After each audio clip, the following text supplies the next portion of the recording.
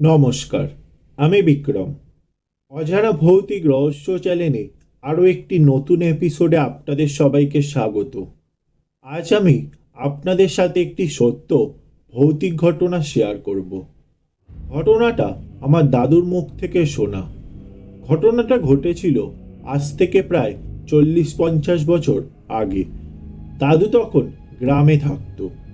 দাদু আমাকে ঘটনাটা যেভাবে বলেছেন আমি আপনাদের ঠিক সেইভাবেই শোনাচ্ছি। দাদুদের গ্রামে একজন শফিক মিয়া নামে জেলে থাকতো। তিনি মাছ ধরতে খুব ভালোবাসতেন আর মাছ ধরায়ও খুব পটু ছিলেন। তিনি রাত জেগে সারা বিল জুড়ে মাছ ধরতেন। প্রত্যেক দিন অবিশ্বাসভাবেই প্রচুর মাছ পেতেন। সবাই ওনার কাছ থেকে মাছ কিনত। দাদুরাও অনেকবার মাছ কিনেছিলেন। একদিন উনি মাছ ধরতে ধরতে পুরনো সেই জঙ্গলের ধারে চলে যান। তবে তিনি তা খেয়াল করেননি, আর খেয়াল করলেও পাত্তা দেননি।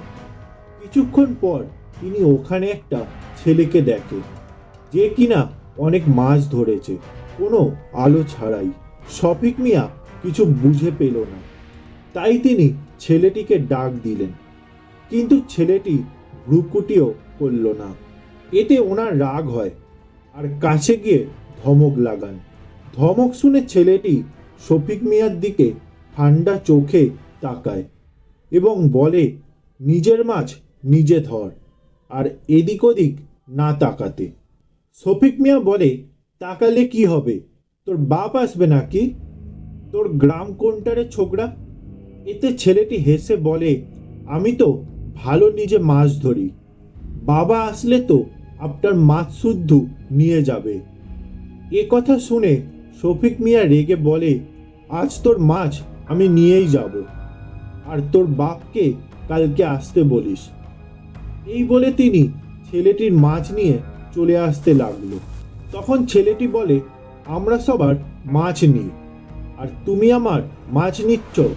নাও, আমি কিছু করব না, তবে কালকে এখানে আসিও না। শফিক মিয়া বলে, বললাম না তোর বাপরে আসতে বলিস। এবার ছেলেটি রেগে বলে, বোকা বুঝিস না কেন?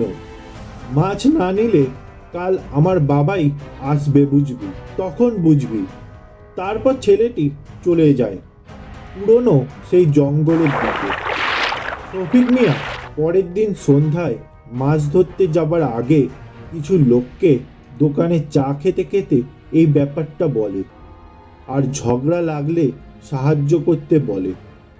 লোকেরা তাকে যেতে নিষেধ করেছিল, কিন্তু তিনি কারোর কথাই শোনেননি। চলে গেলেন মাছ ধরতে, তবে ওখানে গেলেন না। অন্যদিকে অনেকের সাথে মাছ ধরছিল, আর কিছুক্ষণ পর সবাই ডেকে ডেকে কথা বলছিল। তখন একজন এসে শফিক মিয়াকে বলল, উনি পুরনো সেই জঙ্গলের দিকে যাবে কিনা।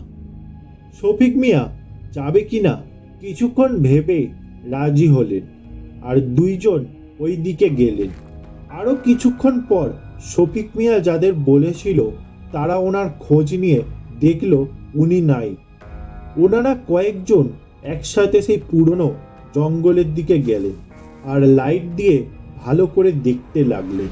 হঠাৎ একজন কাদার মাঝে একটা কিছু দেখলেন এবং সবাইকে ডাক দিলেন। সবাই এসে দেখে শফিক মিয়া কাদার মাঝখানে অজ্ঞান অবস্থায় ডোবানো।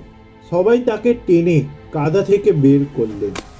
তার সারা শরীরের হাড় ভাঙা, আর মুখের মধ্যে বড় একটা কই মাছ ঢুকানো ছিল। 2 দিন হাসপাতালে মুমূর্ষু অবস্থায় থাকার পর তার মৃত্যু হয়।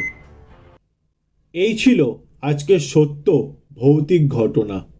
গল্পটা ভালো লেগে থাকলে লাইক, শেয়ার ও কমেন্ট করবেন। এই রকম সত্য ভৌতিক ঘটনা শোনার জন্য অবশ্যই চ্যানেলটা সাবস্ক্রাইব করে দেবেন।